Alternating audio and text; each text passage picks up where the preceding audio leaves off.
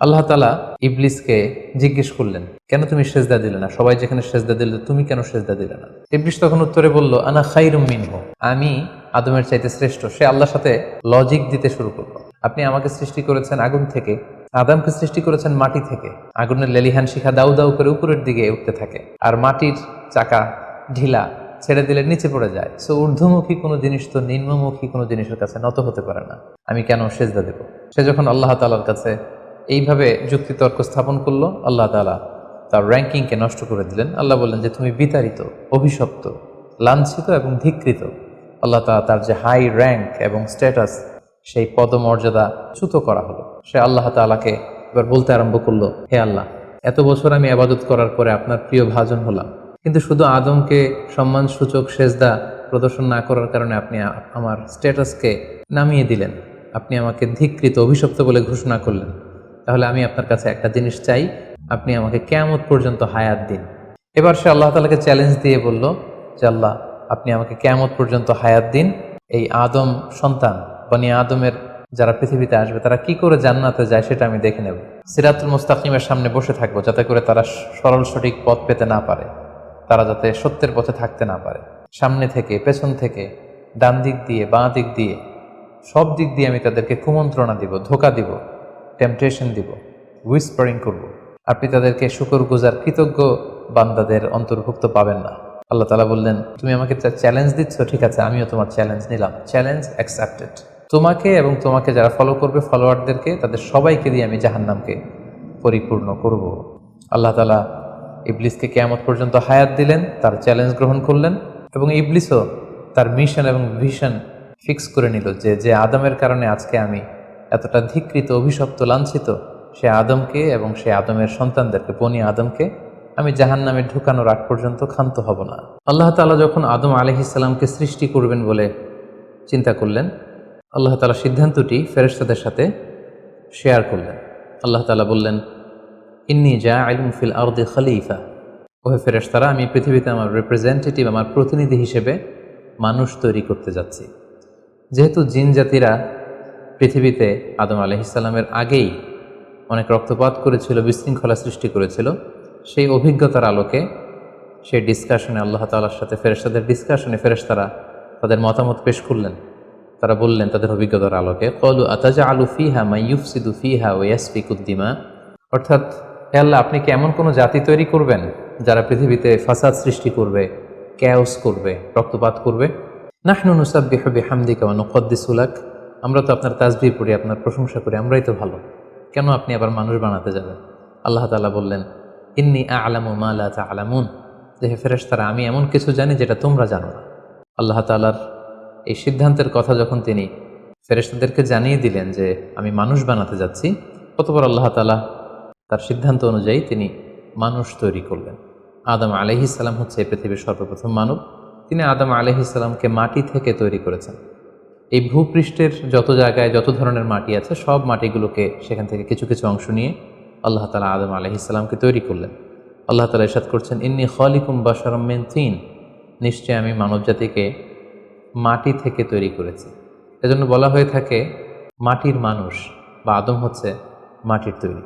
Basically আমরা সবাই আমাদের মা এবং বাবা থেকে তৈরি হয়েছি, তাদের স্পার্ম থেকে, ওভাম থেকে।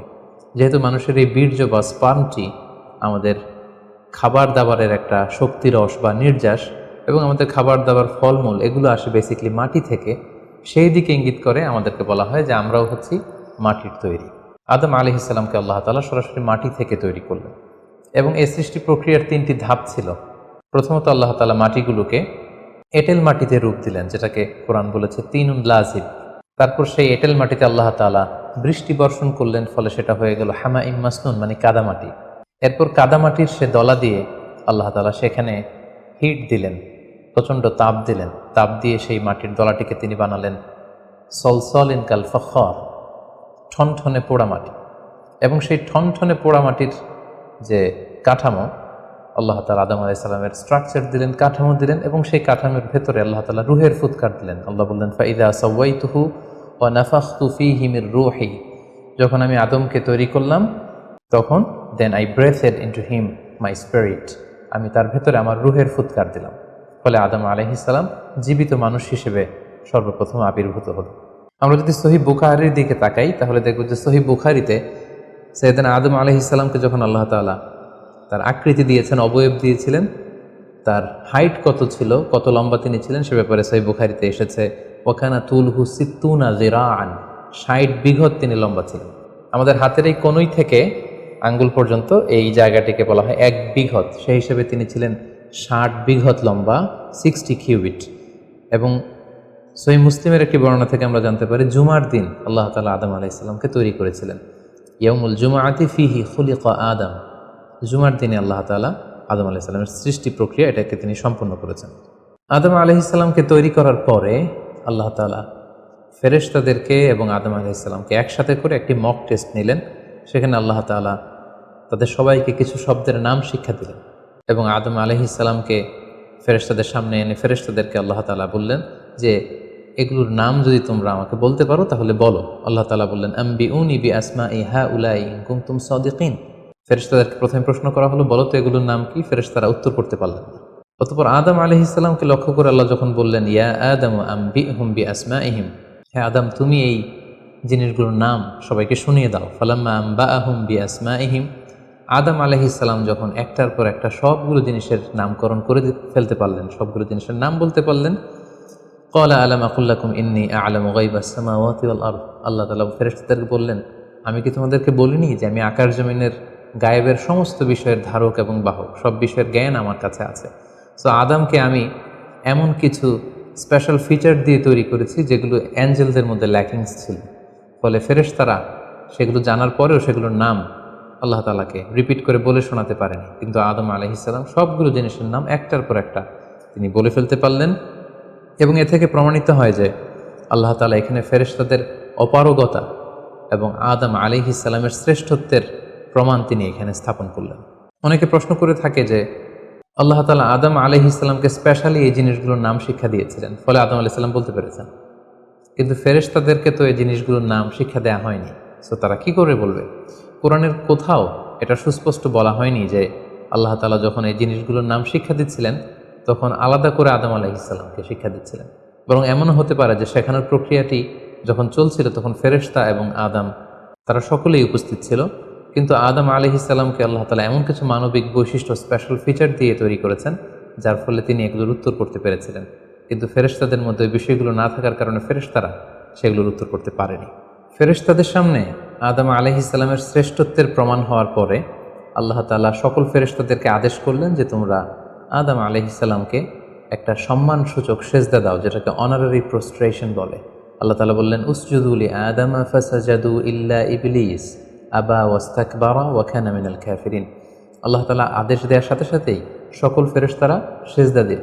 আসলে এই সেজদাটা কেমন ছিল আমরা জানি না। আমরা সাধারণত রুকু করলে we just bow down our head just little bit, আমরা আমাদের মাথা একটু নিচু করি।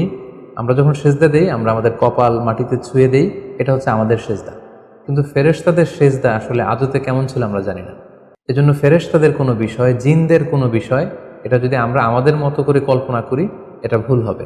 বরং যেভাবে সেজদা দেওয়ার দরকার ছিল ফেরেশতারা ঠিক সেভাবেই আদম আলাইহিস সালামকে সেজদা দিয়েছেন। কিন্তু এই সেজদাটি ইবাদতের সেজদা নয়, কারণ ইবাদত হিসেবে সেজদা দেওয়া যাবে শুধুমাত্র কেবলমাত্র আল্লাহ তাআলাকে।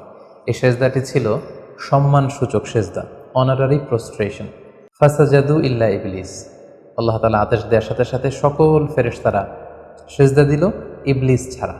আবা ওয়াস্তাকবারা ওয়া কানা মিনাল কাফিরিন, সে সেজদা দিতে অস্বীকৃতি জানালো, ফলে সে কাফিরদের অন্তর্ভুক্ত হয়ে গেল। এখন প্রশ্ন হচ্ছে হু ইজ দিস ইবলিস? ইবলিস কে? এতক্ষণ পর্যন্ত আমরা আল্লাহ তাআলার সাথে ফেরেশতাদের ডিসকাশন, শেয়ারিং শুনেছি। আদম আলাইহিস সালামকে হঠাৎ করে সৃষ্টি করলেন, কিন্তু নাও এ নিউ ক্যারেক্টার অ্যাপিয়ার্ড, নতুন একটি ক্যারেক্টার চলে এসেছে, সেটা হচ্ছে ইবলিস। ইবলিস হচ্ছে এক মহাজ্ঞানী সত্তা, যে হচ্ছে কানা মিনাল জিন। কোরআন আমাদেরকে কনফার্ম করেছে কানা মিনাল জিন্নি ফাফাসাকা আন আমরি রাব্বি। ইবলিস বা শয়তান বেসিকলি জিন জাতির অন্তর্গত। আমরা আমাদের আদম আলাইহিস সালামের আলোচনার শুরুতেই বলেছি যে আল্লাহ তাআলা মানব সৃষ্টির আগে এই পৃথিবীতে জিন তৈরি করেছিলেন। ইবলিস হচ্ছে সেই জিনের অন্তর্গত।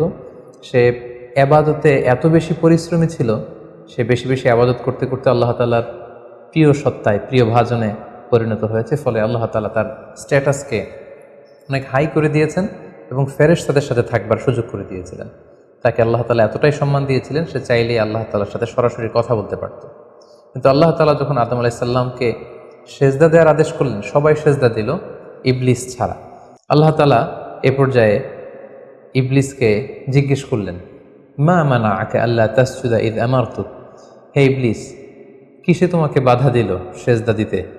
কেন তুমি সেজদা দিলে না? সবাই যেখানে সেজদা দিল, তুমি কেন সেজদা দিলে না? ইবলিস তখন উত্তরে বলল, আনা খায়রুম মিনহু খলাকতানি মিন নার ওয়া খলাকতাহু মিন তিন। আমি আদমের চাইতে শ্রেষ্ঠ। সে আল্লাহর সাথে আর্গুমেন্ট দিতে শুরু করলো, লজিক দিতে শুরু করলো। সে যদি অন্তত এতটুকু বলতো যে আল্লাহ, আপনি কেন আমাকে সেজদা দিতে বলছেন, আমি এটার সিগনিফিক্যান্স, এটার কারণ জানতে চাই, অথবা আল্লাহ আমি ভুল করে ফেলেছি, আপনি আমাকে ক্ষমা করুন, এর কোনোটাই না করে সে আল্লাহর সাথে আর্গুমেন্ট দিতে লাগলো। আর্গুমেন্টেটিভ একটা অ্যাটিটিউড তার মধ্যে গ্রো করলো। সে বলল, খলাকতানি মিন নার ওয়া খলাকতাহু মিন তিন। আপনি আমাকে সৃষ্টি করেছেন আগুন থেকে, আদমকে সৃষ্টি করেছেন মাটি থেকে। আগুন হচ্ছে ঊর্ধ্বমুখী, আগুনের লেলিহান শিখা দাউ দাউ করে উপরের দিকে উঠতে থাকে, আর মাটির চাকা ঢিলা, ছেড়ে দিলে নিচে পড়ে যায়। সো ঊর্ধ্বমুখী কোনো জিনিস তো নিম্নমুখী কোনো জিনিসের কাছে নত হতে পারে না, আমি কেন সেজদা দেব? সে যখন আল্লাহ তাআলার কাছে এইভাবে যুক্তিতর্ক স্থাপন করলো, আল্লাহ তাআলা তার র্যাঙ্কিংকে নষ্ট করে দিলেন। আল্লাহ বললেন যে তুমি বিতাড়িত, অভিশপ্ত, লাঞ্ছিত এবং ধিক্কৃত। আল্লাহ তাআলা তার যে হাই র্যাঙ্ক এবং স্ট্যাটাস, সেই পদমর্যাদা, তাকে পদমর্যাদাচ্যুত করা হলো। ফলে সে তার আগের অবস্থানে আর থাকলো না। সে আল্লাহ তাআলাকে এবার বলতে আরম্ভ করলো, ক্বাল আনজিরনি ইলা ইয়াউমি ইউবআসুন, হে আল্লাহ, এত বছর আমি ইবাদত করার পরে আপনার প্রিয় ভাজন হলাম, কিন্তু শুধু আদমকে সম্মানসূচক সেজদা প্রদর্শন না করার কারণে আপনি আমার স্ট্যাটাসকে নামিয়ে দিলেন, আপনি আমাকে ধিক্কৃত, অভিশপ্ত বলে ঘোষণা করলেন। তাহলে আমি আপনার কাছে একটা জিনিস চাই, সেটা হচ্ছে আনজিরনি ইলা ইয়াউমি ইউবআসুন, আপনি আমাকে কিয়ামত পর্যন্ত হায়াত দিন, যাতে আমি কিয়ামত পর্যন্ত বেঁচে থাকতে পারি। এবং সে শুধু আল্লাহর সাথে আর্গুমেন্ট দিয়েই ক্ষান্ত হয়নি, সে এ পর্যায়ে আল্লাহ তাআলাকে চ্যালেঞ্জ ছুড়ে দিল। বেসিকলি যদিও ইবলিস এত ইবাদত করে আল্লাহ তাআলার প্রিয় হয়েছিল, ফেরেশতাদের পর্যায়ে চলে গিয়েছিল, আল্লাহ তাআলা তার সাথে ডিরেক্টলি কথা বলতো, কিন্তু ইবলিসের ভেতরে একটা সুপ্ত অহমিকা বোধ ছিল। আল্লাহ তাআলা চেয়েছেন এই ইনসিডেন্টের মধ্য দিয়ে সেই সুপ্ত অহমিকা বোধটা প্রকাশ করে দিতে। ইবলিস ভাবতো যে কেউ আমাকে ছাড়িয়ে যেতে পারবে না, আমি সবার চাইতে শ্রেষ্ঠ। সে বলেছিল, আনা খায়রুম মিনহু, আমি তার চেয়ে শ্রেষ্ঠ। তার ভেতরে যে সুপ্ত অহমিকা বোধ, এই যে অ্যারোগ্যান্স, এই যে ইগোইস্টিক সমস্যা, আল্লাহ তাআলা চেয়েছেন এই ঘটনার অবতারণা ঘটিয়ে ইবলিসের ভেতরকার এই অহমিকা বোধকে প্রকাশ করে দিতে, এবং সেটাই ঘটেছে। এবার সে আল্লাহ তাআলাকে চ্যালেঞ্জ দিয়ে বলল যে আল্লাহ, আপনি আমাকে কিয়ামত পর্যন্ত হায়াত দিন, লা আকউদান্না লাহুম সিরাতাকাল মুস্তাকিম, আপনার এই আদম সন্তান, বনি আদমের যারা পৃথিবীতে আসবে, তারা কি করে জান্নাতে যায় সেটা আমি দেখে নেব। আমি সিরাতুল মুস্তাকিমের সামনে বসে থাকবো, যাতে করে তারা সরল সঠিক পথ পেতে না পারে, তারা যাতে সত্যের পথে থাকতে না পারে। আমি তাদেরকে সুম্মা লাআতিয়ান্নাহুম মিন বাইনি আইদিহিম ওয়া মিন খালফিহিম ওয়া আন আইমানিহিম ওয়া আন শামাইলিহিম, সামনে থেকে, পেছন থেকে, ডান দিক দিয়ে, বাঁ দিক দিয়ে, সব দিক দিয়ে আমি তাদেরকে কুমন্ত্রণা দিব, ধোঁকা দিব, টেম্পটেশন দিব, হুইসপারিং করব। ওয়ালা তাজিদু আকসারাহুম শাকিরিন, আপনি তাদেরকে শুকরগুজার, কৃতজ্ঞ বান্দাদের অন্তর্ভুক্ত পাবেন না। আল্লাহ তাআলা বললেন, লামান তাবিআকা মিনহুম লাআমলাআন্না জাহান্নামা মিনকুম আজমাইন, তুমি আমাকে চ্যালেঞ্জ দিচ্ছ, ঠিক আছে, আমিও তোমার চ্যালেঞ্জ নিলাম, চ্যালেঞ্জ অ্যাকসেপ্টেড। তোমাকে এবং তোমাকে যারা ফলো করবে, ফলোয়ারদেরকে, তাদের সবাইকে দিয়ে আমি জাহান্নামকে পরিপূর্ণ করব। আল্লাহ তাআলা ইবলিসকে কিয়ামত পর্যন্ত হায়াত দিলেন, তার চ্যালেঞ্জ গ্রহণ করলেন, এবং ইবলিসও তার মিশন এবং ভিশন ফিক্স করে নিল যে যে আদমের কারণে আজকে আমি এতটা ধিক্কৃত, অভিশপ্ত, লাঞ্ছিত, সে আদমকে এবং সে আদমের সন্তানদেরকে, বনি আদমকে আমি জাহান্নামে ঢুকানোর আগ পর্যন্ত ক্ষান্ত হব না। এবং আল্লাহ রাসূল সাল্লাল্লাহু আলাইহি ওয়াসাল্লাম বললেন যে ইন্না শাইতানা ইয়াজরি মিনাল ইনসানি মাজরাদ দাম, মানুষের রক্ত প্রবাহের সাথে ইবলিস মিশে যেতে পারে, সেখানে যে সে কুমন্ত্রণা দিতে পারে। সেই ঘটনার পর থেকে আল্লাহ তাআলার সৃষ্টির, দুইটি শক্তিশালী সৃষ্টির মধ্যে তৈরি হয়ে গেল চিরশত্রুতা, চিরবিদ্বেষ, চিরদ্বন্দ্ব, শয়তান আর বনি আদম। আদম আলাইহিস সালামকে যখন সেজদা করতে বলা হলো, সবাই সেজদা করলো, কিন্তু ইবলিস সেজদা করলো না। এই ঘটনার পর আদম আলাইহিস সালাম কেমন যেন একটু একাকিত্ব এবং অস্থিরতা ফিল করতে লাগলেন, লোনলিনেস, কারণ তার কোনো সাথী নেই, সঙ্গী নেই, প্রতিবেশী নেই, বন্ধু নেই, বান্ধব নেই, কেউ নেই। মানুষ হিসেবে তিনি কেবল একা, বড়ই একা। তার এই অস্থিরতা, তার এই একাকিত্ব, তার এই লোনলিনেসকে আল্লাহ তাআলা বুঝতে পেরে তার একজন সঙ্গিনী তৈরি করলেন। তিনি হচ্ছেন হাওয়া আলাইহিস সালাম, এই পৃথিবীর প্রথম মানবী। এবং আল্লাহ তাআলা বললেন ওয়াজআলা মিনহা যাওজাহা লিয়াসকুনা ইলাইহা। আল্লাহ তাআলা তার থেকেই তার একজন সাথী, তার সঙ্গিনী তৈরি করলেন, যার সান্নিধ্যে যে স্থির হতে পারে, সে প্রশান্তি পেতে পারে। অন্যত্র আল্লাহ তাআলা বলছেন খালাকা মিনহা যাওজাহা ওয়া বাসসা মিনহুমা রিজালান কাসীরা ওয়া নিসাআ। আল্লাহ তাআলা আদমের মধ্য থেকেই তার সাথীকে বা তার জোড়াকে অর্থাৎ হাওয়াকে তিনি তৈরি করলেন, এবং এই আদম আর হাওয়া থেকে গোটা বিশ্বের সকল মানব মণ্ডলীকে তিনি তৈরি করেছেন। আদম আলাইহিস সালামের কোন জায়গা থেকে হাওয়া আলাইহিস সালামকে তৈরি করা হয়েছে? সহিহ বুখারীতে এসেছে খুলিকনা মিন তিলা, পাঁজরের হাড় থেকে। আদম আলাইহিস সালামের বাম পাঁজরের উপর দিকের বাঁকা হাড় থেকে আল্লাহ তাআলা হাওয়া আলাইহিস সালামকে তৈরি করেছেন। হাওয়া শব্দটি এসেছে আরবি শব্দ হাই থেকে। হাই মানে জীবিত, প্রাণবন্ত। যেহেতু জীবন্ত আদম থেকে ওনাকে সৃষ্টি করা হয়েছে, তাই তাকে হাওয়া বলা হয়। অথবা আদম আলাইহিস সালাম হাওয়া আলাইহিস সালামের সঙ্গ পেলেই তিনি উজ্জীবিত হয়ে ওঠেন, প্রাণোচ্ছল হয়ে ওঠেন, এজন্য ওনাকে হাওয়া বলা হয়। তাহলে পৃথিবীর প্রথম মানবী হাওয়া আলাইহিস সালামকে আল্লাহ তাআলা আদম আলাইহিস সালামের নিঃসঙ্গতা, একাকিত্ব এবং লোনলিনেস যে ফিলিংটা, এটা দূর করার জন্য তার একজন সঙ্গী তিনি ঠিক করে দিলেন, আদম এবং হাওয়া। ইংরেজিতে বলা হয় অ্যাডাম অ্যান্ড ইভ। এবং আল্লাহ তাআলা তাদের দুজনকে জান্নাতে থাকবার পারমিশন দিলেন। আল্লাহ তাআলা বললেন ওয়াকুলনা ইয়া আদম উসকুন আনতা ওয়া যাওজুকাল জান্নাহ। আদম, তুমি আর তোমার স্ত্রী বা তোমার সঙ্গিনী দুজনে মিলে জান্নাতে থাকো। তবে এক্ষেত্রে কিছু ডুজ অ্যান্ড ডোন্টস আছে, কিছু ওয়ার্নিং আছে, কিছু প্রিকশন আছে। সেটা হচ্ছে ওয়াকুলা মিনহা রাগাদান হাইসু শি'তুমা। এই বাগানে, এই জান্নাতের যেখান থেকে মনে যায় তৃপ্তি সহকারে তোমরা উভয়ে খাও, কিন্তু ওয়ালা তাকরাবা হাযিহি শাজারাতা ফাতাকুনা মিনাল যালিমিন। জান্নাতের যেখান থেকে মনে চায় তোমরা খেতে পারো, পান করতে পারো, ঘুরে বেড়াতে পারো, আনন্দ উৎসব করতে পারো, কিন্তু ওয়ালা তাকরাবা হাযিহি শাজারা, এই গাছের ফল খাবে না। Be aware of this tree, এই গাছের কাছেও যাবে না। যদি যাও, যদি খাও, তাহলে ফাতাকুনা মিনাল যালিমিন, তোমরা জালিমদের অন্তর্ভুক্ত হয়ে যাবে। তাহলে আল্লাহ তাআলা আদম এবং হাওয়াকে জান্নাতে থাকার সুযোগ দিলেন।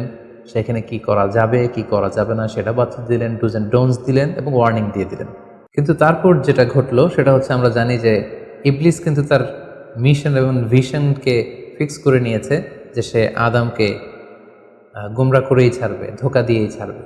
এবং সে অনুপাতে সে সামহাও জান্নাতে ঢুকে আদম এবং হাওয়া আলাইহিস সালামকে উইসপারিং করে, টেম্পটেশন দিয়ে, কুমন্ত্রণা দিয়ে তাদেরকে বিভ্রান্ত করে ফেলল। কোরআন বলছে ফাওয়াসওয়াসা লাহুমা শাইতান লিইউবদিয়া লাহুমা মা উরিয়া আনহুমা মিন সাওআতিহিমা। শয়তান তাদের দুজনকে টেম্পটেশন দিয়ে, কুমন্ত্রণা দিয়ে ধোঁকার মধ্যে ফেলে দিল। শয়তান এসে বলল, আমাকে আল্লাহ সৃষ্টি করেছেন অনেক আগে, তোমাদেরকে সৃষ্টি করার আগে আল্লাহ তাআলা আমাদেরকে জানিয়েছিলেন যে তোমাকে এবং হাওয়াকে আল্লাহ তাআলা এই জান্নাতে রাখতে চান না, তোমাদের দুজনকে আল্লাহ পৃথিবীতে পাঠিয়ে দিতে চান। কারণ এখানে তারাই থাকতে পারবে যারা ফেরেশতা, তোমরা ফেরেশতা নও। আর এখানে পার্মানেন্টলি থাকার জন্য, রেসিডেন্সিয়াল পারমিটের জন্য একটা জিনিস লাগে, সেটা হচ্ছে ওই গাছের ফল খেতে হয়। যারা ওই গাছের ফল খেয়ে ফেলবে তারা এখানকার চিরকালীন বাসিন্দা হয়ে যাবে, তারা কখনো পৃথিবীতে যাওয়া লাগবে না। সো এই জন্য আল্লাহ তাআলা তোমাদেরকে ফল খেতে নিষেধ করেছেন ওই গাছে। তোমরা যদি ওই গাছের ফল খেয়ে ফেলো তাহলে তোমরা এখানকার চিরস্থায়ী অধিবাসী হয়ে যাবে। কোনোভাবেই আল্লাহ তাআলা তোমাদেরকে এখান থেকে তাড়াতে পারবেন না। কিন্তু আল্লাহ তাআলা চাইছেন তোমাদেরকে এখান থেকে তাড়িয়ে পৃথিবীতে পাঠিয়ে দিবেন। আমি তোমাদেরকে কসম করে বলছি, আমি তোমাদের ওয়েল উইশার, শুভাকাঙ্ক্ষী। শয়তান বলল যে ওয়াকাসামাহুমা ইন্নী লাকুমা মিনান নাসিহিন, নিশ্চয় আমি তোমাদের জন্য শুভাকাঙ্ক্ষী, তোমরা আমার কথা শোনো। যদি এখানে আরামে দিনাতিপাত করতে চাও তাহলে তোমরা এই ফল খাও, ফলে তোমাদেরকে আর কোথাও যাওয়া লাগবে না। আদম আলাইহিস সালাম আল্লাহ তাআলা সে দেয়ার ডুজ অ্যান্ড ডোন্টস, সে ওয়ার্নিংয়ের কথা ভুলে তিনি এবং তার স্ত্রী ওই নিষিদ্ধ ফল থেকে খাওয়া শুরু করলেন। এবং খাওয়ার সাথে সাথেই ফালাম্মা যাকা শাজারাতা বাদাত লাহুমা সাওআতুহুমা ওয়া তাফিকা ইয়াখসিফানি আলাইহিমা মিন ওয়ারাকিল জান্নাহ। ওই নিষিদ্ধ গাছের ফল খাওয়ার সাথে সাথেই আদম আলাইহিস সালাম এবং হাওয়া আলাইহিস সালামের গায়ে যে জান্নাতি পোশাক ছিল, অটোমেটিক্যালি সেই পোশাক খুলে পড়তে আরম্ভ করলো। ওনারা উলঙ্গ হয়ে যেতে লাগলেন। তড়িঘড়ি করে ওনারা জান্নাতের বিভিন্ন পাতা এনে, বিভিন্ন লতা পাতা এনে ওনাদের প্রাইভেটকে ওনারা ঢাকলেন। এবং তখনই ওনারা বুঝতে পারলেন আমরা কি করলাম? আমরা তো মহাভুল করে ফেলেছি। আমরা তো আল্লাহ তাআলার আদেশকে অমান্য করেছি। আল্লাহ তাআলা সাথে সাথে বললেন, আলাম আনহাকুমা আন তিলকুমা শাজারা, আদম এটা তোমরা কি করলে? আমি তো এটা কখনো এক্সপেক্ট করিনি। আমি কি তোমাদেরকে নিষেধ করিনি এই গাছের ফল খেতে? এবং আমি কি তোমাদেরকে বলে দেইনি যে ইন্না শাইতানা লাকুম আদুউম মুবিন, শয়তান তোমাদের সুস্পষ্ট চিরশত্রু? কেন তোমরা এই কাজটা করলে? আদম আলাইহিস সালাম এবং হাওয়া আলাইহিস সালাম ওনারা লজ্জিত হলেন, ওনাদের কাজের জন্য ওনারা লজ্জিত হলেন। আল্লাহ তাআলা বলছেন, ওয়ালাকাদ আহিদনা ইলা আদামা মিন ক্বাবলু ফানাসিয়া ওয়ালাম নাজিদ লাহু আজমা। আমি আদমকে ওসিয়ত করেছিলাম যে এই কাজটা তুমি করো না, কিন্তু আদম আলাইহিস সালাম ভুলে গিয়েছেন। আল্লাহ তাআলার আদেশ পালনে আল্লাহ বলছেন আমি আদমকে দৃঢ় প্রত্যয়ী পাইনি। ফলে আদম আলাইহিস সালাম এবং হাওয়া আলাইহিস সালাম ওনারা নিজেদের ভুল বুঝতে পারলেন এবং অনুতপ্ত হলেন, লজ্জিত হলেন, আল্লাহ তাআলার কাছে ক্ষমা চাইতে লাগলেন। আল্লাহ তাআলা তাদেরকে ক্ষমার কিছু বাক্য শিখিয়ে দিলেন। ফাতালাক্কা আদামু মির রাব্বিহি কালিমাত, কিছু বাক্য শিখিয়ে দিলেন। সেই বাক্যগুলো কি ছিল? সেগুলো ছিল রব্বানা যালামনা আনফুসানা ওয়া ইল্লাম তাগফির লানা ওয়া তারহামনা লানাকুনান্না মিনাল খাসিরিন। হে আল্লাহ, আমরা জুলুম করে ফেলেছি আমাদের নাফসের উপর, আমরা ভুল করেছি। আপনি যদি আমাদেরকে ক্ষমা না করেন, যদি রহম না করেন, আমরা তো ক্ষতিগ্রস্তদের অন্তর্ভুক্ত হয়ে যাব। আদম আলাইহিস সালাম এবং হাওয়া আলাইহিস সালাম উভয়ে অনুতপ্ত হলেন, লজ্জিত হলেন এবং চোখের পানি ছেড়ে এই দোয়াটি পড়ে পড়ে আল্লাহ তাআলার কাছে ক্ষমা চাইলেন এবং আল্লাহ তাআলা তাদের উভয়কে ক্ষমা করে দিলেন। এবার আল্লাহ তাআলা তাদের দুজনকে বললেন, যেহেতু তোমরা আমার আদেশকে মান্য করতে পারোনি, সেজন্য তোমাদেরকে পৃথিবীতে চলে যেতে হবে। ইহবিতু বা'দুকুম লিবা'দিন আদু, তোমাদেরকে পৃথিবীতে নামিয়ে দেয়া হলো।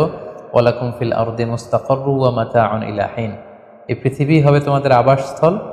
এই পৃথিবীতে অনেক জীবন উপকরণ তোমাদের জন্য থাকবে। ফিহা তাহিয়াউন ও ফিহা তামুতুন ও মিনহা তুখরুজুন, you live there, you die there, and you will be resurrected from দেয়ার।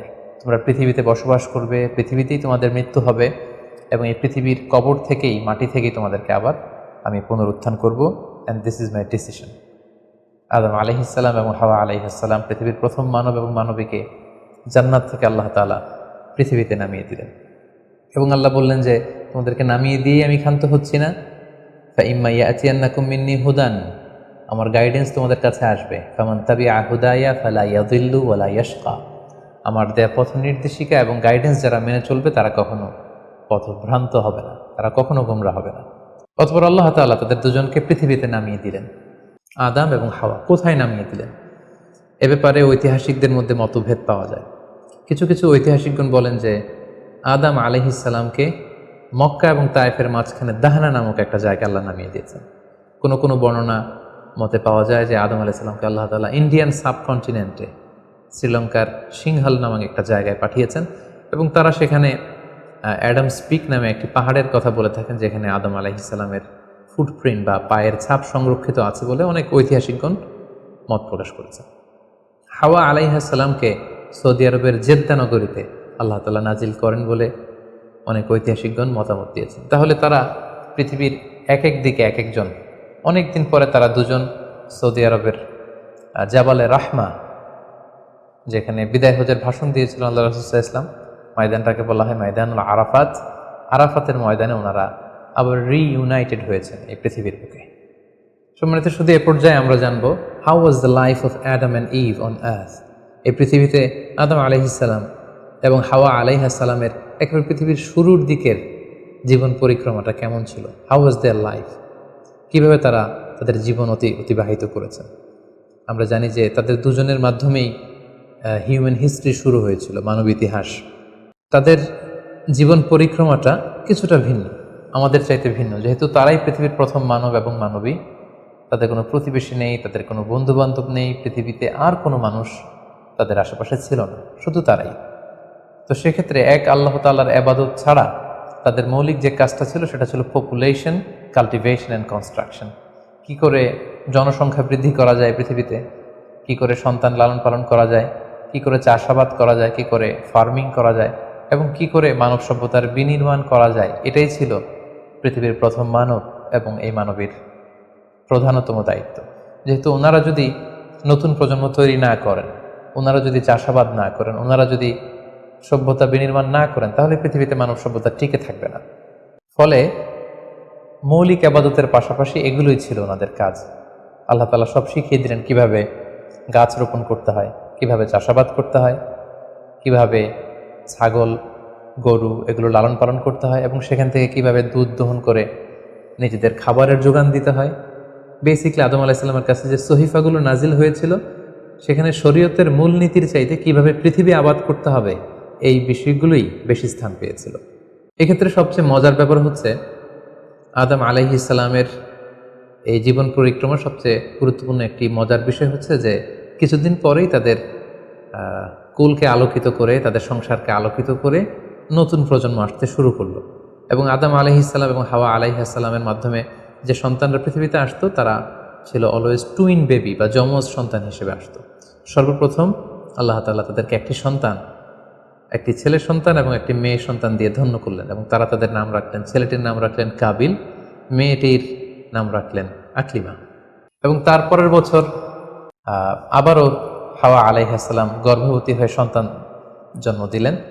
সেক্ষেত্রেও একটি ছেলে একটি মেয়ে, কারণ এই ছেলে মেয়েদের বিয়ে দেওয়ার তখন পদ্ধতি ছিল এই বছর যেই ছেলে জন্মগ্রহণ করেছে সেই ছেলের সাথে পরের বছরের মেয়ের বিয়ে হতো, এবং এই বছর যে মেয়ে জন্মগ্রহণ করেছে তার সাথে পরের বছরের ছেলের সাথে এভাবে ক্রসিং সিস্টেমে বিয়ে হতো। যেহেতু পৃথিবীতে আর কোনো মানুষ তাদের আশেপাশে ছিল না, ফলে নিজেদের ভাই বোনদের মধ্যে বিয়ে হতো, তবে ওলট পালট করে।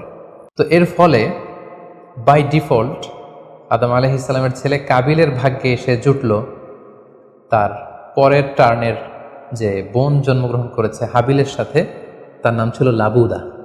লাবুদার সাথে কাবিলের বিয়ে হবে এবং হাবিলের সাথে ইকলিমার বিয়ে হবে, এটাই ফিক্স করা হলো। কিন্তু এখানে একটি সমস্যা দেখা দিল, সেটি হচ্ছে ইকলিমা ছিল খুবই সুন্দরী, she was a very beautiful lady. ফলে কাবিল এটা মেনে নিতে পারেনি। সে প্রশ্ন উত্থাপন করলো যে কেন আমি লাবুদাকে বিয়ে করব? লাবুদা হচ্ছে কিছুটা শ্যামলা প্রকৃতির, আমি তাকে বিয়ে করব না, বরং আমার সাথে আমার যে বোন জন্মগ্রহণ করেছে সে ইকলিমাকে আমি বিয়ে করব। আদম আলাইহিস সালাম বললেন, না, এটা আল্লাহর দেয়া আদেশ, তোমার সাথে তোমার যে যমজ বোন জন্মগ্রহণ করেছে তাকে তুমি বিয়ে করতে পারবে না, বরং তোমার পরে হাবিল এবং লাবুদা যে জন্মগ্রহণ করেছে সে লাবুদা হবে তোমার স্ত্রী, এবং তোমার সাথে তোমার যে বোন আকলিমা জন্মগ্রহণ করেছে সে আকলিমা হবে হাবিলের স্ত্রী। কিন্তু কাবিল এটা সহজে মেনে নিতে পারেনি, ফলে সে এখানে প্রশ্ন উত্থাপন করলো এবং সে বলল যে আমি আকলিমাকে বিয়ে করতে চাই। দেখা দিল এক মহা সমস্যা। তখন আল্লাহ তাআলা আদম আলাইহিস সালামকে জানিয়ে দিলেন, ঠিক আছে, হাবিল এবং কাবিলকে কুরবানি করতে বলো, যার কুরবানি কবুল হবে সেই আকলিমাকে পাবে। এবং তখন কোরবানির সিস্টেম ছিল, কোরবানি করে চলে আসার পরে আকাশ থেকে আগুন এসে যেই কোরবানিকে ঝলসে দিত সেই কোরবানিটা আল্লাহ তাআলার কাছে কবুল হয়েছে বলে ধরে নেওয়া হতো। আদম আলাইহিস সালামের ছেলে কাবিল বেসিকলি চাষি ছিল, সে এক বস্তা গম আল্লাহ রাস্তায় কোরবানি করলো। আর হাবিল সে মেষ চড়াতো, ছাগল চড়াতো, সে একটি বকরি জবাই করে আল্লাহ রাস্তায় কোরবানি করলো। এবং তারা অপেক্ষা করতে লাগলো যে কার কোরবানি কবুল হয়। দেখা গেল আকাশ থেকে আগুন এসে হাবিলের বকরি বা ছাগলটাকে ঝলসে দিয়েছে, কিন্তু কোনো আগুন এসে কাবিলের গমের বস্তাকে বা গমের স্তূপকে ঝলসে দেয়নি। ফলে প্রমাণিত হলো যে হাবিলের কুরবানি আল্লাহ তাআলার দরবারে কবুল হয়েছে, এবং আল্লাহ তাআলার দেয়া আগের বিধান অনুযায়ী হাবিলই আকলিমাকে বিয়ে করার সুযোগ পাবে। এই কথাটি আল্লাহ তাআলা খুব সুন্দর করে কোরআনুল কারীমে উল্লেখ করেছেন। আল্লাহ বলছেন, ফাতুকুব্বিলা মিন আহাদিহিমা ওয়া লাম ইউতাকাব্বাল মিনাল আখার। তাদের একজনের কোরবানি কবুল হলো, আরেকজনেরটি হলো না। ফলে হাবিল আকলিমাকে বিয়ে করার সুযোগ পেল। কিন্তু কাবিল এতে আরো প্রচন্ড জেলাসি ফিল করতে লাগলো। সে হিংসায় জ্বলে পুড়ে অত্যন্ত রেগে গিয়ে বলল, লা আক্তুলান্নাক, হাবিল আমি তোমাকে হত্যা করব, তোমাকে হত্যা করে হলেও আমার সুন্দরী বোন আকলিমাকে আমি ছিনিয়ে নিব। তখন হাবিল বলতে লাগলো যে লাইম বাসাত্তা ইলাইয়া ইয়াদাকা লিতাকতুলানি মা আনা বিবাসিতি ইয়াদি আলি ইলাইকা লিআকতুলাক। অর্থাৎ, হে কাবিল, তুমি যদি আমাকে হত্যা করতে অগ্রগামী হও, হাত বাড়াও, আমি আমার হাতকে বাড়াবো না তোমাকে আঘাত করার জন্য। কারণ তুমি যদি আমাকে হত্যা করো তাহলে আমার পাপ, তোমার পাপ সবটাই তোমার ঘাড়ে বর্তাবে, আর আমি এত বড় পাপ কাজ কখনোই করতে চাই না। কাবিল এ কথাতেও ক্ষান্ত না হয়ে সে হত্যা করতে উদ্ধত হলো, এবং সে তার কথা মতো তার ভাই হাবিলের উপর চড়াও হয়ে আক্রমণ করে তার আপন ভাই হাবিলকে সে হত্যা করে ফেলল। কোরআন বলল, ফাকাতালা ফাসবাহা মিনাল খাসিরিন। কাবিল হাবিলকে হত্যা করে ফেলল। প্রতিহিংসার অনলে জ্বলে পুড়ে শয়তানের কুমন্ত্রণায় পৃথিবীর প্রথম হত্যাকাণ্ড, the first murder ever in the world, পৃথিবীর প্রথম হত্যাকাণ্ড সংঘটিত হলো। এবং হত্যাকারী ছিল আদম আলাইহিসসালামের ছেলে কাবিল, এবং এই পৃথিবীর প্রথম নিহত মানুষের নাম হচ্ছে হাবিল। সহিহ বুখারীতে আল্লাহ রাসূল সাল্লাল্লাহু আলাইহি ওয়াসাল্লাম ইরশাদ করেছেন, আউয়ালু মান সান্নাল কতলা, কাবিল হচ্ছে ওই ব্যক্তি যে পৃথিবীতে সর্বপ্রথম হত্যার ট্র্যাডিশন চালু করেছে। কাবিলের আগে কেউই পৃথিবীতে হত্যাকাণ্ড ঘটায়নি, ফলে হাবিল হচ্ছে পৃথিবীর প্রথম শহীদ বা প্রথম নিহত মানুষ। এবং কাবিল যেহেতু এই হত্যার ট্র্যাডিশন করেছে, এই মার্ডারের ট্র্যাডিশন করেছে, ফলে পৃথিবীতে যারাই এই বিচার বহির্ভূত হত্যা বা অন্যায়ভাবে কাউকে হত্যাকাণ্ডের সাথে জড়িত হবে, তার একটি পার্সেন্টেজ গুণা কিয়ামত পর্যন্ত কাবিলের ভাগেও এটি যেতে থাকবে। এখন যে মজার ব্যাপারটি ঘটেছে সেটি হচ্ছে, কাবিল যখন হাবিলকে আক্রমণ করেছে, হাবিলকে নিহত করেছে, হত্যা করার পরে হাবিল লাশ হয়ে শুয়ে রইল। কারণ কাবিল যখন হাবিলকে আক্রমণ করেছে, হাবিলের গা থেকে যখন ব্লিডিং হয়েছে, সে ছটফট করতে করতে এক পর্যায়ে মারা গেল। কিন্তু মারা যাওয়া কাকে বলে এটাও পৃথিবীর কেউ জানতো না। কাবিল নিজেও বুঝতে পারেনি যে এইভাবে আমি আঘাত করলে হাবিল এইভাবে মরে যাবে, তার ব্লিডিং হবে। মৃত্যু কি এটা তারা জানে না, কারণ এই পর্যন্ত এই পৃথিবীতে কেউ তো মারা যায়নি। ফলে সে দেখলো যে কিছুক্ষণ আগে আমার ভাই হাবিল আমার সাথে কথা বলছিল, এখন হাবিল আর কথা বলে না, চুপ করে শুয়ে আছে, নড়ে না চড়ে না। কাবিল তার ভাইকে কাঁধে নিয়ে ঘুরতে লাগলো। কি করবে, সে কথা বলে না কেন? কারণ এটা যে মৃত্যু, দিস ইজ দ্য ডেথ, এটা তাদের জানা ছিল না। এবং তার ভাইয়ের লাশকে সে কি করবে সে নিজে বুঝতে পারছিল না। তখন হাবিলকে শিক্ষা দেওয়ার জন্য আল্লাহ তাআলা একটি কাককে পাঠালেন। ফাবাআসাল্লাহু গুরাবান ইয়াবহাসু ফিল আরদি লিউরিয়াহু কাইফা ইউয়ারি সাওআতা আখি। দুটি কাক এসে একটি কাক আর একটি কাককে হত্যা করলো, এবং হত্যাকারী কাকটি তার ঠোঁট দিয়ে তার পা দিয়ে মাটি খুঁড়ে গর্ত করে সেই গর্তের ভেতরে মৃত কাকটিকে ফেলে আবার মাটি দিয়ে ঢেকে ফেললো। এই দৃশ্যটি হাবিল দেখে বুঝতে পারলো যে কাবিল দেখে বুঝতে পারলো আমাকেও একই কাজ করতে হবে। কাবিল তখন মাটি খুঁড়ে তার ভাই হাবিলকে মাটি চাপা দিয়ে পৃথিবীর প্রথম ফিউনারাল বা বারিফাইংয়ের যে সিস্টেম, কবর দেওয়ার যে প্রক্রিয়া, এটা তিনি সারলেন। আদম আলাইহিসসালাম তখন চলে গিয়েছিলেন মক্কায় কাবা নির্মাণের কাজে বা হজের কাজে। সেখান থেকে ফিরে এসে এই ঘটনা শুনে তিনি অত্যন্ত দুঃখ পেলেন। তিনি কাবিলকে ভর্ৎসনা করলেন এবং আদম আলাইহিসসালামের সন্তান সন্ততি সবাইকে ডেকে তিনি নাসিহত করলেন, এক আল্লাহর আদেশ মেনে নেওয়ার জন্য তিনি সবাইকে আহ্বান জানালেন। হাবিলের পরবর্তীতে আল্লাহ তাআলা এওয়াদান আন হাবিলের পরিবর্তে তিনি শীস আলাইহিসসালামকে আদম আলাইহিসসালামের ছেলে হিসেবে পৃথিবীতে দান করলেন। হাওয়া আলাইহিসসালামের কোল জুড়ে পৃথিবীতে আসলো শীস, এবং তার সাথে তার টুইন বোন হাজুরা পৃথিবীতে আসলো। এবং আদম আলাইহিসসালামের পরে শীস আলাইহিসসালামকে আল্লাহ তাআলা নবী হিসেবে সিলেক্ট করলেন। এবং সহিহ ইবনে হিব্বানের একটি বর্ণনা এসেছে, যদি বর্ণনাটি দুর্বল, যে শীস আলাইহিসসালামের কাছে আল্লাহ তাআলা 50টি সহিফা নাজিল করেছিলেন। দেখতে দেখতে আদম আলাইহিসসালাম তার জীবনের 1000 বছর পূর্ণ করলেন। তিনি বয়োবৃদ্ধ হয়ে আসলেন এবং তার এই নবুয়তির দায়িত্ব আল্লাহ তাআলা শীস আলাইহিসসালামের কাঁধে দেওয়ার পরে আদম আলাইহিসসালামের পৃথিবী থেকে বিদায় নিলেন। কোথায় তাকে কবর দেওয়া হয়েছে? ঐতিহাসিকদের মধ্যে একাধিক মত পাওয়া যায়। কোনো কোনো বর্ণনা মতে ওনাকে মক্কাতে কবরস্থ করা হয়েছে, কোনো কোনো ঐতিহাসিক বর্ণনা মতে ওনাকে বাইতুল মাকদাসে কবরস্থ করা হয়েছে। আর ঠিক এভাবেই পৃথিবীর প্রথম মানব এবং প্রথম নবী আদম আলাইহিসসালাম এই পৃথিবী থেকে বিদায় নিয়ে পরপারে পাড়ি জমালেন। সম্মানিত সুধী, আদম আলাইহিসসালামের এই জীবনী থেকে আমাদের জন্য কি শিক্ষা? কেন আল্লাহ তাআলা কালামুল্লাহ মাজিদে কুরআনুল কারীমে নবীদের ঘটনাগুলো বর্ণনা করেছেন? কেন আদম আলাইহিসসালামের ঘটনা আমাদেরকে শুনিয়েছেন? নিশ্চয়ই এর পেছনে কারণ রয়েছে। সেটি হচ্ছে আমরা যাতে করে এই জীবনী থেকে আমাদের প্রাত্যহিক জীবনের জন্য শিক্ষা, লেসন, এগুলো যাতে গ্রহণ করতে পারি। আদম আলাইহিসসালামের এই বর্ণাঢ্য জীবনী থেকে, সংগ্রামী জীবনী থেকে আমরা কি শিখতে পারি, কি কি লেসন আমাদের জন্য রয়েছে, এ পর্যায়ে আদম আলাইহিসসালামের জীবনী থেকে শিক্ষাগুলো আমরা আলোচনা করব। আদম আলাইহিসসালামের জীবনী থেকে প্রথম যে শিক্ষাটা আমরা পাই সেটা হচ্ছে সৃষ্টির জন্য অহংকার করা বা অ্যারোগেন্স এটা শোভা পায় না। অহংকার করা এটা হচ্ছে স্রষ্টার বৈশিষ্ট্য। কোনো সৃষ্টি কখনো অহংকার করতে পারে না।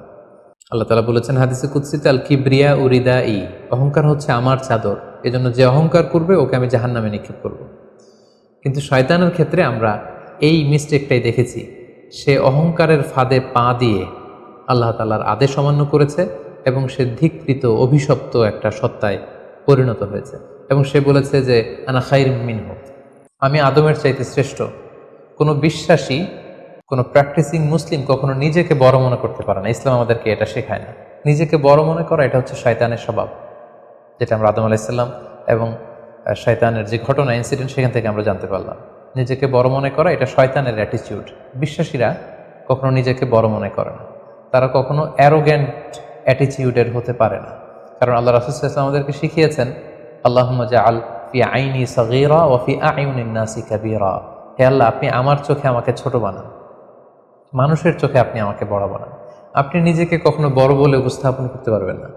আপনি বড় এটা আপনার মুখে বলা শোভা পায় না, বরং আপনি বড় কিনা ছোট এটা মানুষ প্রমাণ করবে, সেটা মানুষ ডিসাইড করবে। এজন্য আল্লাহ রাসূল সাল্লাল্লাহু আলাইহি ওয়াসাল্লাম বলতেন, হে আল্লাহ আমার চোখে আপনি আমাকে ছোট বানান, মানুষের চোখে আপনি আমাকে বড় বানান।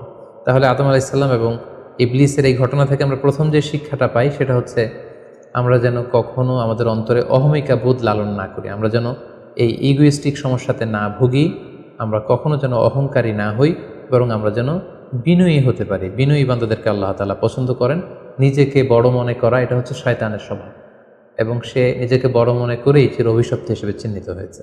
আদম আলাইহিস সালামের ঘটনা থেকে আরও একটি শিক্ষা আমরা যেটি পাই সেটি হচ্ছে শয়তানের প্রথম মিশন ছিল মানুষের দেহ থেকে পোশাক খুলে ফেলা। আই রিপিট, আমি আবারও বলছি, মানুষের দেহ থেকে পোশাক খুলে ফেলা, নগ্নতা বা অশ্লীলতা, এটা হচ্ছে শয়তানের প্রধান হাতিয়ার। আমরা এই ঘটনা থেকে জেনেছি যে আদম আলাইহিস সালাম এবং হাওয়া আলাইহিস সালাম তারা যখন ওই নিষিদ্ধ গাছ থেকে ভক্ষণ করলেন, তারা যখন নিষিদ্ধ ফলটি খেয়ে ফেললেন, সাথে সাথে জান্নাতের পোশাক তাদের দেহ থেকে খুলে পড়ে গিয়েছে। এবং কেন আদম আলাইহিস সালাম এবং হাওয়া আলাইহিস সালামকে শয়তান ওয়াসওয়াসা দিয়েছিল? সূরা আরাফে আল্লাহ বলছেন, লিউরিয়াহুমা সাওআতিহিমা, যাতে করে তাদের প্রাইভেট, তাদের লজ্জাস্থান প্রকাশিত হয়ে পড়ে। তাহলে আমরা এই ঘটনা থেকে আরও যে শিক্ষাটি পাই সেটি হচ্ছে নগ্নতা এবং অশ্লীলতা হচ্ছে শয়তানের প্রধান হাতিয়ার। বর্তমানে আমরা সেটাই দেখতে পাচ্ছি যে শয়তান আমাদের পোশাককে খাটো করতে যাচ্ছে। দিনকে দিন আমাদের পোশাকের ধরন এমন হতে যাচ্ছে, বিশেষ করে আমাদের বোনদের বা নারীদের পোশাকের দিকে যদি আমরা তাকাই, এটা ছোট হতে হতে এমন একটা পর্যায়ে চলে যাচ্ছে, এর মাধ্যমে কিন্তু এই নিউডিটি বা নগ্নতা এবং অশ্লীলতার ছড়াছড়ি আমাদের সমাজে খুব বেড়ে গিয়েছে। এবং এটা ছিল শয়তানের প্রধান হাতিয়ার। আমাদের আদি পিতা এবং আদি মাতাকে এই নগ্নতা এবং অশ্লীলতার মাধ্যমেই, তাদের দেহ থেকে পোশাক খোলার মাধ্যমে কিন্তু শয়তান প্রথম তার শত্রুতা প্রকাশ করতে পেরেছিল। এবং কারা আসলে আমাদের শত্রু, কে আমার শত্রু, কে আমার বন্ধু, এটা আমাদেরকে জানতে হবে। আল্লাহ তাআলা খুব সুস্পষ্টভাবে কোরআনে বলেছেন যে ইন্নাহু লাকুম আদুউম মুবিন, তোমরা শয়তানের পদাঙ্ক অনুসরণ করো না, কারণ শয়তান হচ্ছে তোমাদের সুস্পষ্ট শত্রু। সো কে আমার বন্ধু, কে আমার শত্রু, এ ব্যাপারে যেন আমরা সুস্পষ্ট একটি ধারণা পেতে পারি। এই জন্য কোরআন আমাদেরকে জানিয়েছে শয়তান হচ্ছে আমাদের প্রকাশ্য শত্রু। আদম আলাইহিস সালামের এই স্টোরি থেকে আমরা আরও একটি শিক্ষা পাই, সেটা হচ্ছে আল্লাহ তাআলা যখন জান্নাতে আদম এবং হাওয়া আলাইহিস সালামকে থাকার সুযোগ দিলেন, আল্লাহ বললেন ওয়ালা তাকরাবা হাযিহি শাজারা, খবরদার যেটা মনে চায় খাও, কিন্তু ওই গাছের কাছেও যেও না। আল্লাহ তাআলা কিন্তু বলেননি ওই গাছের ফল খেও না, আল্লাহ বলেছেন কাছেও যেও না। এটা একটা কোরআনিক টার্ম, কাছেও যাওয়া যাবে না। ফল খাওয়া তো দূর কি বাত, ওই গাছের ফল খাওয়া তো অনেক পরের কথা, আগে কাছে গেলেই না ফল খাওয়া না খাওয়ার প্রসঙ্গটা আসে। এজন্য আল্লাহ তাআলা সাবধান করে বলে দিয়েছিলেন কাছেও যেও না। এটা কোরআনের একটা টার্ম। অশ্লীলতার ব্যাপারে যখন আল্লাহ আমাদেরকে সাবধান করেছেন, আল্লাহ বলেছেন ওয়ালা তাকরাবুজ জিনা, অশ্লীলতার কাছেও যেও না। যেখানে আল্লাহ তাআলা আমাদেরকে শিখাচ্ছেন যে কাছেও যেও না, কিন্তু আমরা আমাদের দেশে কাছে আসার গল্পের নাম কিন্তু এখন শুনছি। আমরা মোস্ট রিসেন্টলি কিছু বছর আগে ক্লোজ আপ ওয়ানের কাছে আসার দুর্দান্ত সব গল্প নিয়ে তারা কিছু প্রোগ্রাম করেছিলেন। সেখানে তরুণ তরুণীদেরকে খুব বেশি কাছে আসার জন্য তারা একে অপরের কাছে আসা, লাভ স্টোরিগুলো শেয়ার করা, এগুলো তারা প্রমোট করেছে। কিন্তু তার বিপরীতে কোরআনিক পয়েন্টস অফ ভিউ যদি আমরা দেখি, সেখানে কিন্তু আমরা ভিন্ন কনসেপশন দেখতে পাই। সেখানে কোরআন আমাদেরকে বলেছে যে কাছেও যাওয়া যাবে না, তোমরা কাছেও যেও না। সো এই বিষয়টি যেন আমরা মনে রাখবার চেষ্টা করি। আদম আলাইহিস সালামের ঘটনা থেকে আরও একটি শিক্ষা আমরা পাই, সেটা হচ্ছে শয়তান সবসময় আমাদেরকে অস্থির বানাতে চেষ্টা করে। মানে আমার আরও লাগবে, আমার আরও চাই, আমার আরও পেতে হবে। যেমন জান্নাতে নিঃসন্দেহে আদম এবং হাওয়া আলাইহিস সালামের জন্য কোনো অভাব ছিল না, সব কিছু সেখানে ছিল। তারপরেও কেন তাদেরকে যেটাকে নিষিদ্ধ করা হয়েছে ওই ফল কেন খাওয়া লাগবে? শয়তান এসে সেই কাজটাই করেছে। শয়তান বোঝাতে চাচ্ছে তোমাদের আরও লাগবে, আরও এই অফুরন্ত খাবার এবং নাজ নেয়ামতে তোমাদের হবে না, বরং যেটা আল্লাহ নিষেধ করেছে ওইটাতেই যেতে হবে। সো এটা হচ্ছে শয়তানের একটা ধোঁকা দেওয়ার পদ্ধতি। শয়তান সবসময় আমাদেরকে আরও চাই, আমাদের আরও লাগবে, আরও পাওয়ার জন্য শয়তান আমাদেরকে উৎসাহিত করে। এরকম আরও আরও করে যখন আমরা এসবের পেছনে ছুটতে থাকি, ফলে আমরা অস্থির হয়ে উঠি। শয়তান কখনোই চায় না আমরা যেন প্রশান্ত চিত্তের অধিকারী থাকি, আমরা যেন ধীরস্থির থাকি। আপনি যখনই ধীরস্থির হবেন, আল্লাহর সিদ্ধান্তে যখন আপনি সন্তুষ্ট হবেন, তখনই আপনার মনে একটা প্রশান্তি চলে আসবে। ফলে আপনি তখন আল্লাহকে নিয়ে ভাবার সুযোগ পাবেন, আপনার জীবনকে নিয়ে সন্তুষ্ট হবেন। তখন আপনার মধ্যে একটা কামনেস, একটা ট্রাঙ্কুইলিটি চলে আসবে। কখনোই শয়তান এটা চায় না, বরং শয়তান সবসময় একটা প্রতিযোগিতার মধ্যে রেখে আরও লাগবে, আরও চাই, এরকম একটা উন্মাদনা, অস্থিরতা শয়তান সবসময় আমাদের মধ্যে ছড়িয়ে দিতে চায়। এই গল্প থেকে আমরা আরও একটি জিনিস শিখতে পারি, সেটা হচ্ছে দ্য পাওয়ার অফ দোয়া। দোয়ার যে কত বড় শক্তি। একটু খেয়াল করে দেখুন যে আল্লাহ তাআলা শয়তানের দোয়াও কিন্তু ফিরিয়ে দেয়নি, কিন্তু আমরা অল্পতে নিরাশ হয়ে যাই। শয়তান বলেছিল, আল্লাহ তুমি আমাকে চিরকাল বেঁচে থাকার সুযোগ দাও, লম্বা হায়াত দাও। আল্লাহ এই দোয়া কবুল করলেন। শয়তান বললেন, আল্লাহ আমি ডানে বায়ে সামনে পেছনে সব দিক থেকে যেন আদম এবং হাওয়াকে, মানুষকে কুমন্ত্রণা দিতে পারি, তুমি সুযোগ দাও। আল্লাহ সুযোগ দিলেন, আল্লাহ দোয়া কবুল করলেন। শয়তান বলল, আল্লাহ আমি যেন মানুষের শিরায় উপশিরায় রক্তের প্রবাহের ভেতরে ঢুকে যেন আমি টেম্পটেশন দিতে পারি। আল্লাহ তাআলা এটাও কবুল করলেন। তো যে আল্লাহ তাআলা শয়তানের দোয়া কবুল করে ফেলতে পারেন, সে আল্লাহ তাআলাকে আমাদের দোয়া কবুল করবেন না? অবশ্যই করবেন। তো সেক্ষেত্রে দোয়ার মতো দোয়া করতে হবে। সিনসিয়ার দোয়া ইজ লাইক এ মিজাইল। আপনি যদি সিনসিয়ারলি দোয়া করেন, এটা মিজাইলের মতো। মিজাইল হামলা করলে যেমনি লক্ষ্যবস্তুতে যে ভেদ করে, তেমনি দোয়ার মতো যদি দোয়া করা যায়, চাওয়ার মতো যদি আল্লাহ তাআলার কাছে চাওয়া যায়, সেই দোয়াটাও আল্লাহ তাআলা কবুল করবেন। দোয়া ইটস অ্যান আর্ট, এটা একটা শিল্প। কেমন করে চাইতে হয়, কেমন করে দোয়া করতে হয়, সেটাও জানতে হয়। সো আমরা যখন আল্লাহ তাআলার কাছে চাইবো, আমরা যেন খুব সিনসিয়ারলি চাই। 5 নম্বর যেই শিক্ষাটি আমরা পাই, সেটা হচ্ছে রিপেন্টেন্স, অনুতপ্ত হওয়া। শয়তানও আল্লাহর আদেশ অমান্য করেছে, আদম আলাইহিস সালামও আদেশ অমান্য করেছে। আল্লাহ বলেছেন সেজদা দাও, শয়তান সেজদা না দিয়ে আদেশ অমান্য করল। আল্লাহ তাআলা আদমকে বলেছেন এই গাছের কাছে যেও না, আদম আলাইহিস সালাম ভুল করে খেয়ে তিনিও আদেশ অমান্য করলেন। পার্থক্যটা কোথায়? পার্থক্য হচ্ছে শয়তান ভুল করে সে ভুলের উপর অটল থেকে গিয়েছিল, অহংকার করেছিল। কিন্তু আদম আলাইহিস সালাম ভুল করে তিনি অনুতপ্ত হয়েছিলেন। শয়তান ভুল করে ভুলের উপর স্থির থাকে, আর আল্লাহর প্রিয় বান্দারা ভুল করে তারা আল্লাহ তাআলার কাছে ক্ষমা চায়। আমরা মানুষ হিসেবে আমাদের ভুল হতেই পারে, এটা খুবই স্বাভাবিক। কুল্লুকুম খাত্তা, তোমরা সবাই পাপী, ও খৈরুল খাত্তাইনা আত-তাওয়াবুন। এই পাপীদের মধ্যে সবচেয়ে শ্রেষ্ঠ পাপী হচ্ছে যে পাপী পাপ করার পরই আল্লাহ তাআলার কাছে তওবা করে, অনুতপ্ত হয়। অনুতপ্ত বান্দার চোখের পানির যে কত পাওয়ার, জাহান্নামের আগুন কোনো কিছু দিয়ে নেভানো সম্ভব না, কিন্তু অনুতপ্ত বান্দার চোখের পানি দিয়ে জাহান্নামের আগুন নিভে যায়। একজন বান্দা যখন ভুল করে, পাপ করে, ভুল বুঝতে পেরে অনুতপ্ত হয়ে চোখের পানি ছাড়ে, তার চোখের পানি চোখ বেয়ে, তার নাকের ডগা বেয়ে মাটিতে পড়ার আগেই আল্লাহ অনুতপ্ত বান্দার সব গুনাহ মাফ করে দেন। তাই আমরা যেন আল্লাহ তাআলার কাছে অনুতপ্ত হতে পারি। শয়তান আল্লাহকে সেদিন চ্যালেঞ্জ দিয়ে বলেছিল, আল্লাহ আমি দেখে নেব কি করে তুমি তোমার বান্দাদেরকে জান্নাতে ঢুকাও। আল্লাহ তাআলা বললেন, চ্যালেঞ্জ অ্যাকসেপ্টেড, তোমার চ্যালেঞ্জকে আমিও গ্রহণ করলাম। তুমি আজীবন আমার বান্দাদেরকে ধোঁকা দিবে, কিন্তু আমার বান্দা যখন অনুতপ্ত হয়ে চোখের পানি ছেড়ে ক্ষমা চাইবে, আমি জীবনের সব গুনাহ মাফ করে দেব। সো অনুতপ্ত হয়ে আল্লাহর কাছে চাওয়ার এই সুযোগকে যেন আমরা নষ্ট না করি। আমরা যেন ভুল করলে আল্লাহ তাআলার কাছে ক্ষমা চাই, আমরা যেন তওবা করে ফিরে আসি। 6 নম্বর যে শিক্ষাটি আমরা আদম আলাইহিস সালামের গল্প থেকে পাই, সেটা হচ্ছে our life is full of struggle. আমাদের জীবনটা হচ্ছে খুবই স্ট্রাগল করে এই জীবনটাকে লিড করতে হয়। এখানে অনেক ইফোর্ট দিতে হয়। দুনিয়াকে বলা হয় দারুল আসবাব, পরিশ্রম করে, লড়াই করে নিজের অবস্থানকে এখানে জানান দিতে হয়। প্রতিকূল পরিবেশে কিভাবে আপনি টিকে থাকবেন, দুর্যোগ মোকাবেলা করে কিভাবে আপনি টিকে থাকবেন, সেটার শিক্ষা কিন্তু এই পৃথিবীতে আছে। যেমন আদম আলাইহিস সালাম, হাওয়া আলাইহিস সালাম যখন পৃথিবীতে এসেছেন, তাদের জন্য সব কিছু যে একেবারে প্রিপেয়ার্ড ছিল, ব্যাপারটি এমন নয়। ওনাদেরকে কষ্ট করতে হয়েছে, ওনাদেরকে চাষাবাদ করতে হয়েছে, মেষ পালন করতে হয়েছে, গাছ রোপণ করতে হয়েছে, ঝড় ঝঞ্ঝা বন্যা এই প্রতিকূল পরিবেশে তাদেরকে টিকে থাকার লড়াই করতে হয়েছে। ফলে এই পৃথিবীতে টিকে থাকতে হলে লড়াই করতে হয়, সংগ্রাম করতে হয়। এই জীবনটা হচ্ছে সংগ্রামময় একটা জীবন। ফলে আদম আলাইহিস সালামের এই সংগ্রামী জীবন থেকে আমরা এটাও বুঝতে পারি যে এখানে আমাদেরকে টিকে থাকার জন্য লড়াই করে করে নিজের অস্তিত্বের জানান দিতে হবে।